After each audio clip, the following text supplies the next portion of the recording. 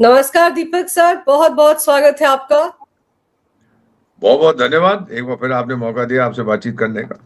Iran कह रहा है कि वो सरेंडर किसी भी कीमत पर नहीं करेगा और दूसरी तरफ डोनाल्ड ट्रंप ने अब ये राग अलापना शुरू कर दिया कि युद्ध तो खत्म हो गया, हम तो जीत गए। या अब किसकी बात मानेंगे आप, डोनाल्ड ट्रंप की या मुल्लों की? पता नहीं सच्चाई क्या है। थोड़ा सा इतिहास में देखते हैं। पहली बात, मैं आपसे एक सवाल पूछना चाहता हूँ, बहुत लोगों से पूछता हूँ, किसी ने मेरे को सीधा जवाब नहीं दिया। ईरान नफरत क्यों करता है यहूदियों से? अगर कोई मुझे बता दे मैं आभारी रहूंगा। ये ठीक है कि इजराइल की दोस्ती थी शाह ईरान से, वेरी गुड। हमारी दोस्ती थी शेख हसीना के साथ, जब वो चली गई नई सरकार हमसे नाराज हो गई। लेकिन पीपल टू पीपल रिलेशंस में क्यों भाई? ये कहाँ का सिस्टम है कि आपके लोग, सारे ईरान के लोग अब नफरत करने लगे इसराइल से? जो जहर घोल दिया है अपने लोगों के मन में, जो गुस्सा ईरानियन लोगों का था शाह के अगेंस्ट, उसको इन्होंने ट्रांसफर कर दिया अगेंस्ट इसराइल।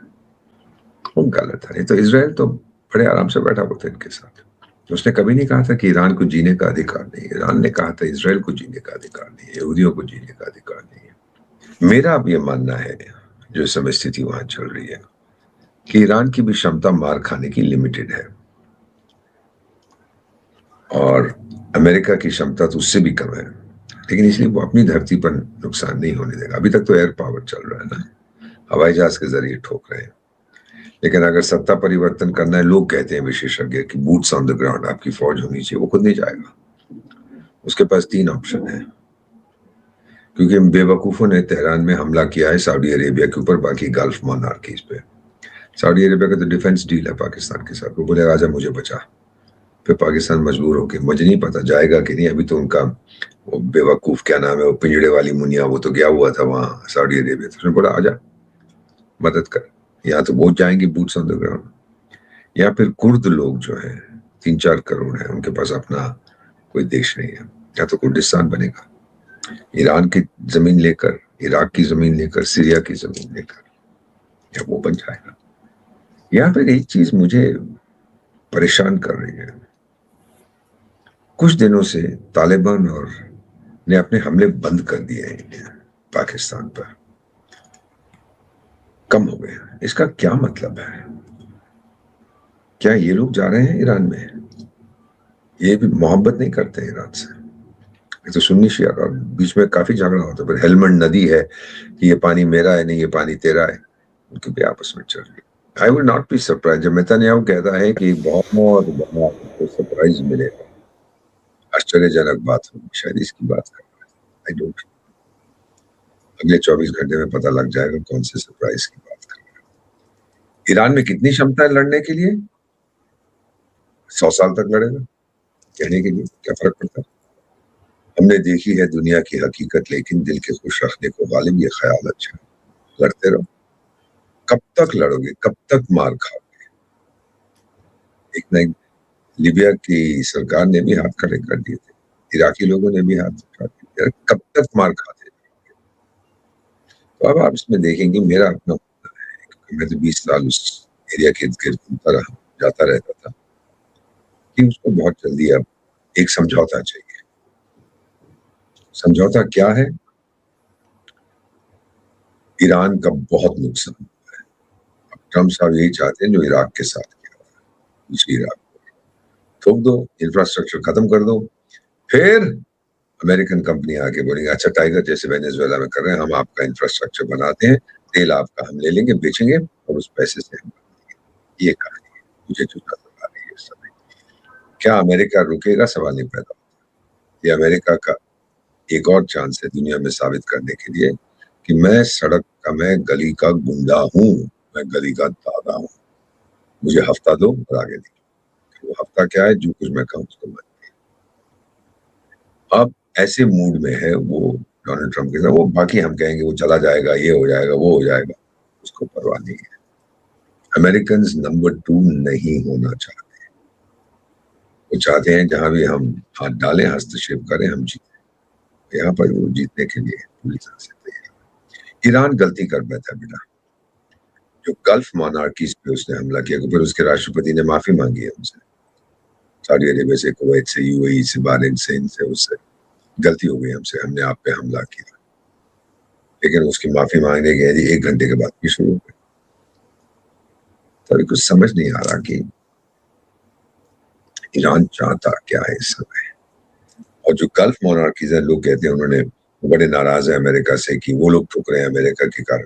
तो इतने साल जो आपकी सिक्योरिटी थी, वो तो अमेरिकन बेसिस थी। जब सद्दाम हुसैन ने आपको ठोकने की कोशिश की थी, अमेरिका ने आपको बचाया था। आप में ताकत है, तभी तो उसके बेस बने। सऊदी अरेबिया में बना, इधर है उधर है।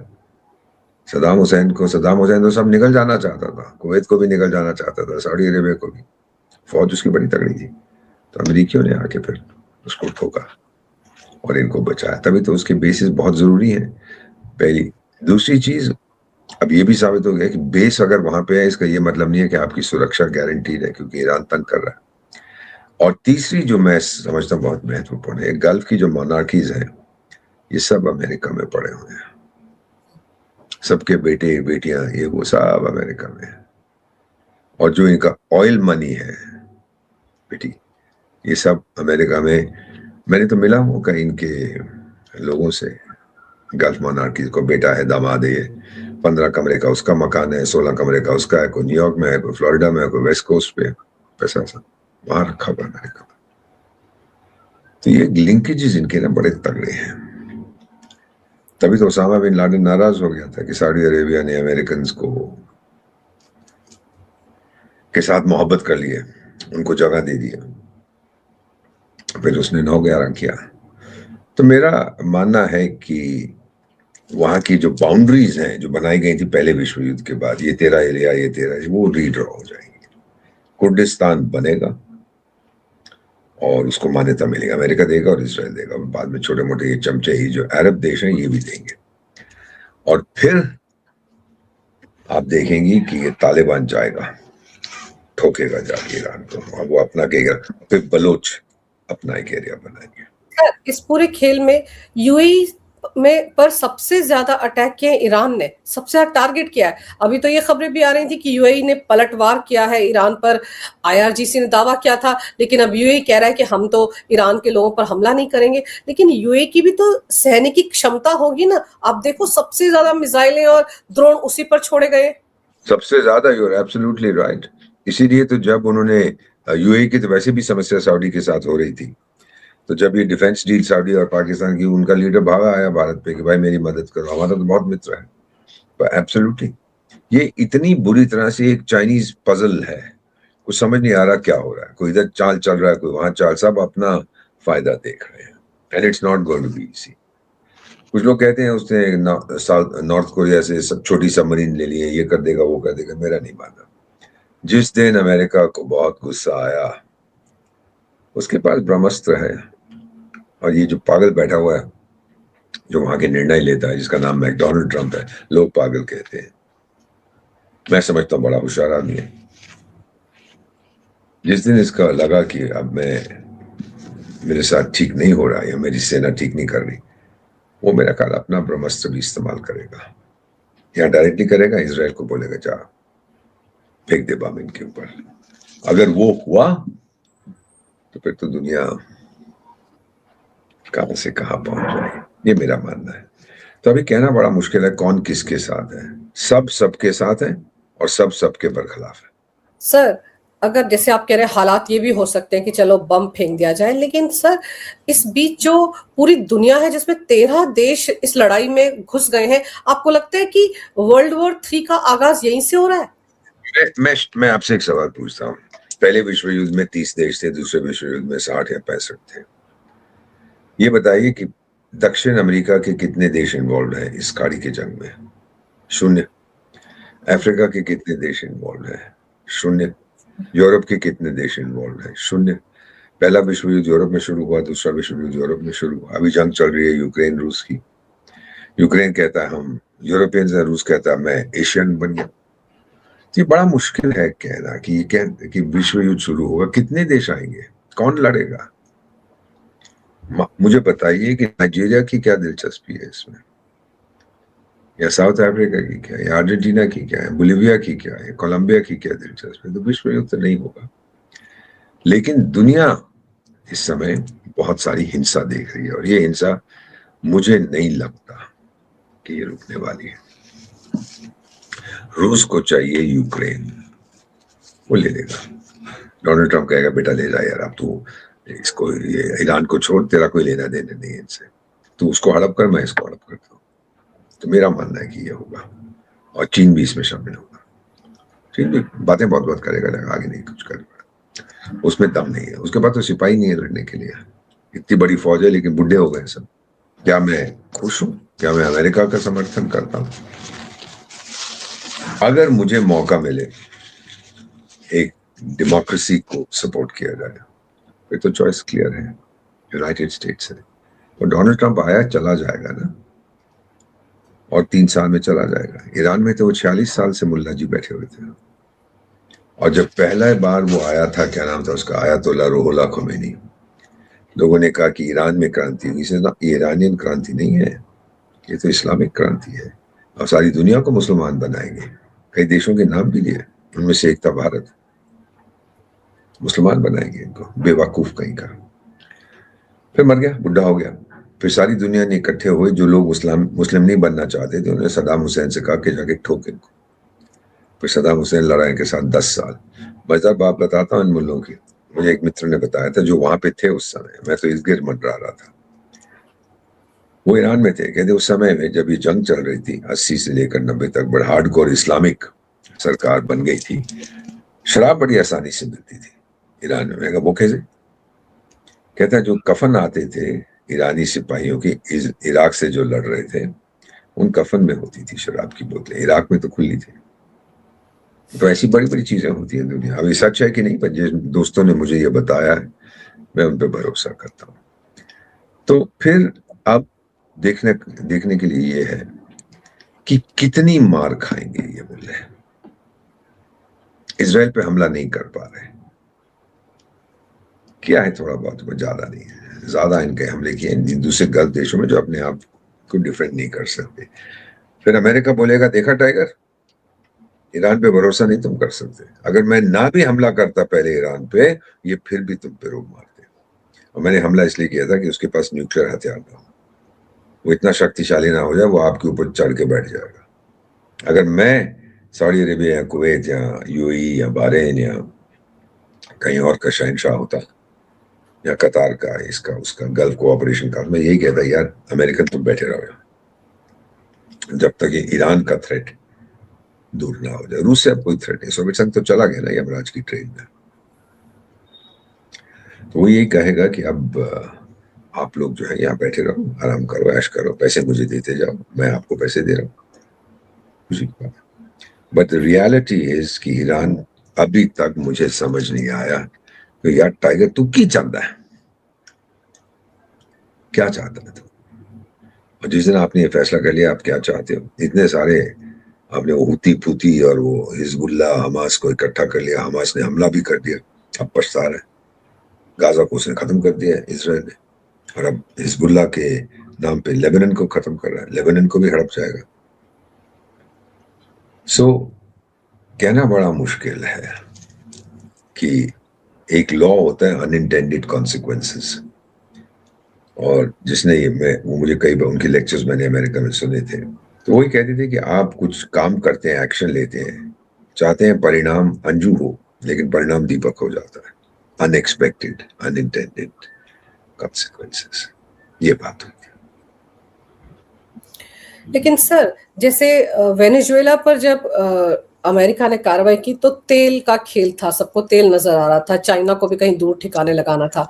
ईरान में सच में न्यूक वेपन के पीछे भाग रहे हैं? क्योंकि इराक के मामले में भी ये फैलाया गया कि वहां पर तो केमिकल वेपन है, बायोकेमिकल वेपन है, लेकिन वेपन को मिला नहीं, उसको कह देते WMD, weapons of mass destruction, पर अल्टीमेटली वो रहे वेपन्स ऑफ मैस डिसेप्शन, कुछ नहीं मिला था। इसकी ना एक चीज बड़ी दिलचस्प है जो हम बात कर रहे हैं अभी, ऑयल की। अब लोग बड़े कह रहे हैं देखो जी, ये तो ट्रम्प ने कहा 1 महीने की मैं छूट दे रहा हूं, भारत को खरीद सकता है। लोग ना, ट्रम्प कौन होता है कहने वाला? वो यार बैठ, जब कह रहे हैं तो कहने देना। आपको आपके अम्मा को क्या तकलीफ हो रही है, कहते हैं तो कहने दें। वो हमको छूट 1 महीने की उसकी ट्रेजरी डिपार्टमेंट दी है। वो तेल जो है वो रूस का ऑलरेडी भारत के समुद्रों में के इर्द गिर्द मंडरा रहा है, तो उसने कहा चले लो। क्यों? अमेरिका क्यों नहीं चाहता कि भारत तेल ना ले? दुनिया का सबसे बड़ा एक्सपोर्टर पेट्रोलियम का, रिफाइंड पेट्रोलियम, अमेरिका है, और नंबर 2 भारत है। हमारे पास रिफाइनरीज में इतनी क्षमता है, तो अगर क्रूड नहीं आएगा, कच्चा तेल नहीं आएगा, तो मैं उसको रिफाइन कैसे करूंगा? तो मैं डीजल बनाता हूँ, एविएशन टर्बाइन फ्यूल बनाता हूँ, गैसोलीन बनाता हूँ। खरीदता कौन है मुझसे? अमेरिका खरीदता है, यूरोप खरीदता है, ऑस्ट्रेलिया खरीदता है, सिंगापुर खरीदता है, अफ्रीका खरीदता है। यहां पर महंगाई हो जाएगी। इसीलिए तो ट्रंप ने कहा है कि भाई इनको ये तो लें और प्रोड्यूस करें। दुनिया की सबसे बड़ी ऑयल रिफाइनरी हमारे पास है जामनगर में, सबसे बड़ी। और जो उद्योगपति उसके मालिक हैं वो ट्रंप के इनॉग्रेशन में भी गए थे अपनी पत्नी के साथ, और किसी को नहीं बुलाया। सो ये जो तेल का खेल है, ट्रंप दुनिया के सारे एनर्जी रिसोर्सेज कंट्रोल करना चाहता है। खाड़ी के देश कह रहे हैं बिल्कुल आप हमारे मालिक, बस हमें चैन से जीने दो, ईरान को ठोको ताकि वो हमारा कुछ ना कर सके। वो हो गया। और एक देश बचा था, वो ईरान, जो मुखालफत करता था। इसके पास तेल था, उसका भी तेल खत्म हो गया, सूख गया, एक्सपोर्ट नहीं हो रहा, प्रोडक्शन। वेनेजुएला का ले लिया, वो भारत को भेज रहे हैं। सो एक बड़ा जबरदस्त थिंग है कि एनर्जी रिसोर्सेज मुझे कंट्रोल करने हैं। मैकडोनल्ड ट्रंप साहब ने ये ठान लिया। अब बेटा मुझे ये बताओ, उसको रोकेगा कौन? बड़ा मुश्किल है। जिहादिस्तान का वो जो पिंजरे वाली मुनिया है, मुन्नी बाई को समझ आ गया कि समझौता करना डिफेंस की, मैं तेरी मदद करूंगा, ये बड़ा आसान है, लेकिन फिर उसकी एक्चुअल मदद करना, अपने सिपाही भेजना, वो बड़ा मुश्किल है। फिर तो ईरान ठोकेगा, तेरा तो बॉर्डर है 950 किलोमीटर का ईरान के साथ। ईरान तू वहां भेज एक भी सिपाही, वो ठोकेगा तेरे को। लेकिन सर, अगर ईरान ठोकेगा, उन सब देशों को ठोक ही रहा है जहां पर अमेरिका के एयरबेस हैं या जिनके स्पेस को इस्तेमाल किया है अमेरिका ने ईरान पर हमला करने के लिए, तो पाकिस्तान क्यों अभी तक बचा हुआ है? पाकिस्तान की भी तो जो ड्रोन छोड़े गए वो कहां से आए होंगे? पाकिस्तान की जमीन का इस्तेमाल क्या होगा, जो बलोचिस्तान का इलाका जो ईरान से लगता है? कहते हैं कि कुछ जहाज उनके पाक एयर स्पेस से गए थे और ये बड़ा नाराज हो गया था ईरान। कहता है अभी मैं बिजी हूँ थोड़ा यहाँ पे, जब मैं यहाँ से शांत हो जाऊंगा तुझे ठोकूंगा। बेटा माफ करना, मैं जो कहने वाला हूँ, पाकिस्तान वो क्या है, हीरा मंडी की नाचने वाली है, माफ करना। जो सबसे ज्यादा पैसे देगा उसी के साथ चली जाएगी। ये उसकी कहानी है। दम नहीं है, ईमान नहीं है, धर्म नहीं है, नाम के पास। जाके लिबिया के वो खलीफा हफ्तार को भी $1 बिलियन के हथियार बेचने की कोशिश कर रहा था। किसी ने बोला अभी टाइगर, ये गधा, पिंजरे वाली मुनिया, वो भी हफ्तार भी फील्ड मार्शल का है, 90 साल के आसपास का है, ये भी फील्ड मार्शल। दोनों मिले कि मैं हवाई जहाज दूंगा। तो मैं हवाई जहाज कैसे देगा? उड़ाएगा उसको 2 दिन में, वो सीख जाएगा, उसको तो पता भी नहीं कैसे उड़ाएगा। वो लिबिया की दूसरी सरकार है, एक तो कानूनी सरकार है, ये गैर कानूनी सरकार है खलीफा हफ्तार की। मिला हूं उससे, गधे से। तो बेसिकली जब उसने ये वादा कर दिया तो लोगों ने कहा अबे संयुक्त राष्ट्र संघ के तो प्रतिबंध है इसमें, तो प्रतिबंध तोड़ेगा? ओ अच्छा, प्रतिबंध है, मुझे पता नहीं था, मैं तो बड़ा नन्हा सा छोटा सा फील्ड मार्शल, खेती मार्शल, सॉरी, फील्ड तो खेत होती है ना, खेती मार्शल। गधा है, गधा नहीं, सॉरी, मैं गधा भी नहीं कहूंगा, गधे का अपमान नहीं करूंगा, जानवर है। सो पाकिस्तान अभी तक आप कहेंगे बचा हुआ नहीं है। तालिबान ने बहुत नुकसान किया, उसको बहुत ठोका है। इंटरनली उसके पास पैसे नहीं है, वो दुनिया भर से पैसे मांगता फिरता है। अब कौन देगा? वो देख रहे हैं इस जंग में किस तरह से फायदा मिले। अगर मैं अमेरिका की मदद करके अपने सिपाही भेज देता हूं ईरान को ठोकने के लिए, तो अमेरिका मेरे ऋण माफ कर देगा। नहीं करता हूं, फिर मुझे कुछ और तरकीब सोचनी पड़ेगी। और चीन के पास पैसे नहीं है उसको देने के लिए, चीन अपना उलझा हुआ है।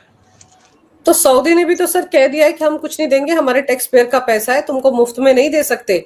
जितने वहां प्रोजेक्ट्स में वो इन्वेस्टमेंट भी करने की सोचे थे, अभी तो कह रहा है ना कि अभी तो जब अगर वो मदद करेगा ईरान के अगेंस्ट, फिर सऊदी बोलेगा। सऊदी अरब इन्वेस्टर्स का टैक्स पेयर का पैसा, कोई टैक्स वैक्स तो है नहीं वहां पे, अब थोड़ा सा वैट लगा दिया, और वो इतनी बड़ी वो न्योम सिटी $1 ट्रिलियन की, वो मोहम्मद बिन सलमान सऊदी अरेबिया वाले के, हम डेजर्ट में इतना शानदार शहर बनाएंगे, वो प्रोजेक्ट भी थोड़ा ठप हो गया। पैसे ने पूंजी निवेश करने के लिए कौन आएगा अनस्टेबल एरिया में? मैं तो नहीं जाऊंगा। और अब जो सर यूएई और आईआरजीसी के बीच में एक दूसरे पर आरोप लगा रहे हैं कि वाटर प्लांट पर हमला किया है यूएई ने, ये आरोप लगा रही है आईआरजीसी। हमला हुआ है, हाँ। सबसे पहले उसने उसकी परमाणु ठिकानों पे हमले किए, उसके बाद मिलिट्री ठिकाने, अब वो सिविलियन एनर्जी इंफ्रास्ट्रक्चर और पानी, सिविलियन इंफ्रास्ट्रक्चर को ध्वस्त कर रहा है। एनर्जी पे किया, बिजली की अब कमी हो रही है वहां पर, तेल उसका जल रहा है, नालियों में जलता हुआ तेल नजर आया। दूसरा पानी का किया, तीसरा देखिए मेडिकल फैसिलिटीज पे करेगा, ताकि इन लोगों को दिक्कत हो, दवाइयां वगैरह जो भी कुछ है। बाद में आप लड़ते रहिए, इतने लोग मर जाएंगे, ये हो जाएगा, वो ठीक है यार, मरेंगे तो मरेंगे। अभी तक मेरा मानना है कि इजराइल और अमेरिका दोनों चाहते हैं कि अंदर से भी बगावत हो, तब कुछ रेजीम चेंज के समय। बांग्लादेश में तो अंदर से बगावत हुई थी ना, शेख साहब के अगेंस्ट, शेख साहिबा के अगेंस्ट लोग उठे थे। श्रीलंका में हुई थी, ईरान में, नेपाल में हुई थी, मैडागास्कर में हुई थी, मैंने बहुत जगह देखा ये। मालदीव्स में हुई थी, श्रीलंका की तो मैंने बताया। जब लोग नाराज हो जाते हैं फिर उनको भड़काना बड़ा आसान है, म्यांमार में तभी चल रहा है। तो ये सारी चीजें अगर आप इकट्ठी करके देखें, ईरान अकेला बहुत से देशों से लड़ रहा है और वहां पर भी फूट है। कुछ लोग जो रेवोल्यूशनरी गार्ड वाले हैं वो ठोक रहे हैं, उनको बोल दिया कि यार तुम जिसको ठोकना है वहां बैठ के ठोको, हमारी इजाजत मत लो। इजाजत किससे ले? है कौन वहां? है कौन? सरेंडर जो कह रहा है करो, हस्ताक्षर कौन करेगा उसमें? मुझे बुला लो, मैं कर देता हूँ। सर और अभी कौन नया जो सुप्रीम लीडर घोषित किया उसका तो नाम भी नहीं बता रहे, डर के मारे कहीं उसका नंबर ना लग जाए। 100%। एक तो बीच में बोले थे कि वो खमेनी का बेटा आएगा, तो बोले नहीं वो नहीं आएगा। लोगों ने कहा यार क्या बकवास कर रहे हो, उसको तो ठोक देगा अमेरिका। तो नहीं वो नहीं आएगा, कोई और आएगा। क्या पता क्या इनके खेल है इसमें, बट डरे हुए हैं। इन्होंने ताकत देख लिया, अमेरिका इंटेलिजेंस ताकत देखी, चुन चुन के हिसाब लिया है। जिन्होंने तंग किया था, जिन्होंने हमला किया था इसराइल पे, बेटा सब को ठोक, सब चले गए। यहाँ तक कि आजकल तो वो जो हूरों के पास जाते हैं, जन्नत टाइम्स ने इश्तिहार भी दिया कि भाई हमारे पास हूरों की कमी है, कुछ लोग नौकरी चाहते हैं तो आ जाओ, क्योंकि बहुत ठोकते हैं ये। भारतीय सेना बहुत सारे मुजाहिदों को भेज देती है मेरे पास, जिहादियों को। एनीवे दैट्स द मजाक जो हम लोग करते हैं। लेकिन सर हमारे देश में भी तो एक जमात थी ना जो पहले दिन से ही छाती पीटना शुरू हो गई थी, जिनको खमेनेई के जाने पर कितना दर्द था। जहां मैं रहता हूँ देश की राजधानी में, बिल्कुल साथ में ईरान का दूतावास, आए थे कुछ लोग, हाय हाय अमेरिका मुर्दाबाद। तो एक को मैंने बुलाया, मैं कहा टाइगर इधर आता, बड़ा अच्छा आदमी था, मैं पढ़ा लिखा था। मैंने कहा यार सुनिए, काम कर, यहाँ हाय हाय करने से कुछ नहीं होगा, जा ईरान और लड़, तब तो मैं मानू कि तुम में दम है। नहीं मेरी मम्मी नहीं जाने देगी। तो तेरी मम्मी यहाँ आके तेरे को कह रही है कि तू यहाँ नौटंकी कर? अरे दम है, इजराइल एक आधी मिसाइल छोड़ देगा तेरे ऊपर, अब्सॉर्ब कर उसको, शहीद बन जा, इमारत बन जाएगी यहाँ पर तेरे नाम की। और क्या चाहिए तुझे? नहीं मैं तो बहुत यंग हूं, तो फिर यहाँ क्यों चिल्ला रहा है? हमारी अपनी जमात वाले भी बकवास बहुत करेंगे, लेकिन जब रियलिटी है, ना हम परवाह करते हैं, ना अमेरिका परवाह करता है, ना इसराइल परवाह करता है। उसका पानी का जहाज डूब दिया जो यहाँ पे आया था। लोग कह हमको कुछ कहें, अच्छा क्या कहूं बताइए कि डुबो दिया उसने इंटरनेशनल वाटर्स में, उसके वकील आपको बता देंगे जो किया वो सही है, वो कानूनी है। गाली दो ट्रम्प को, अच्छा जी ट्रम्प साहब आप बदमाश हो, आप गुंडे हो, आप ये हो वो, चलिए मैंने दे दिया। उसने 1000% आप पे टैरिफ लगा दिया, क्या मिला मुझे?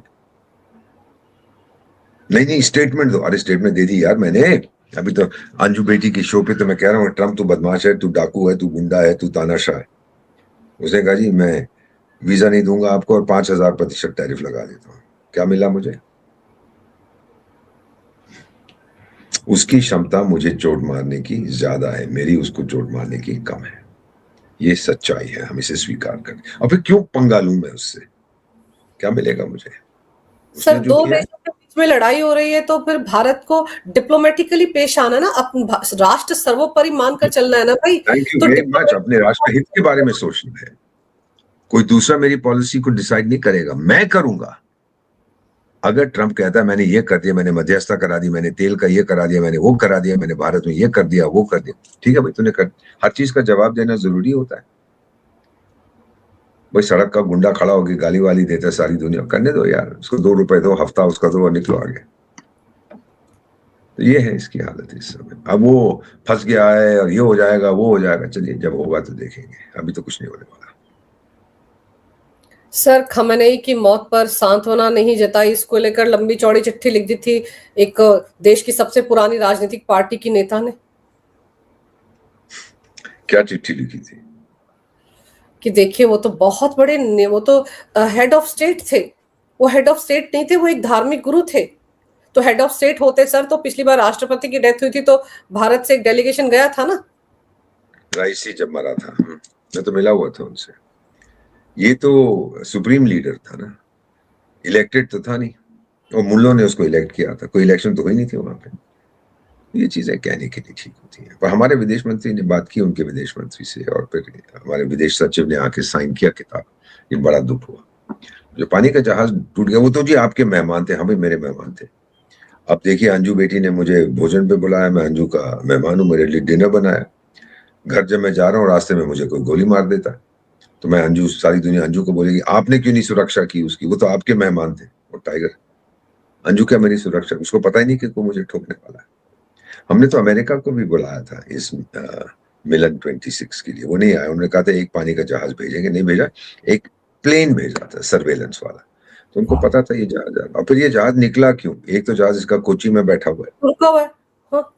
और एक श्रीलंका में बैठा है, तो ये डर गए, ये जाएंगे नहीं, कहते आए मुझे यहाँ दर्द हो रही है, यहाँ जाकर बैठ जाए। तो अंतरराष्ट्रीय कानून के अंतर्गत हमारी रिस्पॉन्सिबिलिटी बनती है, कहते हमारा पानी का जहाज खराब हो गया, हो सकता है उसकी मरम्मत हो जाए। तो ये चीजें हैं जिनका हमें बड़ा सोच समझ के आगे कदम रखने चाहिए। लेकिन सर अभी जहां तक ये 8-9 दिन हो गए हैं इस युद्ध को, कहाँ जाता दिख रहा है आपको? आपको लग रहा है कि जल्द कुछ एक हफ्ते कितनी मार खाएंगे वो लोग, जब उनके पास जो अभी हथियार है वो खत्म हो जाएंगे, कम हो जाएंगे, मिसाइलें वगैरह, पनडुब्बियों के साथ वो छोटी मोटी जो कोरिया से आई हैं, ये आया हुआ है, ऐसे कुछ नहीं हो पाएगा। चीन भी अब कुछ नहीं देगा उसको ज्यादा, क्योंकि अगर हमें अभी जा रहा है ये डोनाल्ड ट्रंप अमेरिका, वहां बातचीत होगी, उनके साथ कांटेक्ट है कि तुम मत करो कुछ। अमेरिका आज टेक्नोलॉजी में, पैसे में, मिलिट्री ताकत में अव्वल है, उसका मुकाबला कोई नहीं कर सकता। सर उसका मुकाबला कोई नहीं कर सकता, लेकिन हमारा विपक्ष तो ऐसा है ना जो कहता है कि अगर हमारी सरकार होती तो हम ये कर लेते। इनकी सरकारों को आपने देखा है सर, तो आपको लगता है उस वक्त की सरकारों में दम था अमेरिका से पंगा लेने का? किसी के पास नहीं था ना। आज दम है, लेकिन हमेशा हम लोग ये कहते हैं कि उससे आपको फायदा क्या होगा। चाणक्य ने यही कहा था, अपनी ताकत, दुश्मन से टक्कर लेनी है, पहले अपनी ताकत का अनुमान लगाओ, दुश्मन की ताकत का अनुमान लगाओ, फिर बैठ जाओ। अगर उसकी ताकत आपसे ज्यादा है, खून के आंसू पी के खामोश हो जाओ। जिस दिन वो थोड़ा कमजोर होता है, ठोको उसको। ये चाणक्य नीति है। ये कहना कि मैं ये करता वो करता, करना टाइगर, किसने रोका है? अम्मा तो बड़ी वाली पार्टी की मैडम चली जाती है अमेरिका अपना इलाज कराने के लिए, कल उसने वीजा मना कर दिया, आप फिर क्या करोगे? चलिए सर, देखते हैं कि ऊंट किस करवट बैठता है। फिलहाल तो कयास ही लगाए जा सकते हैं कि 2 दिन में रुकेगा, हफ्ते में या 10 हफ्ते में, लेकिन अभी तक तो तरफ से हथियार डालने को कोई तैयार नहीं है। तो देखते हैं क्या होता है इस युद्ध का। लेकिन आपने समय निकाला, बहुत विस्तार से इस विषय पर बड़ी अहम जानकारी मेरे दर्शकों को दी। आपका बहुत बहुत धन्यवाद। नमस्कार, जय हिंद।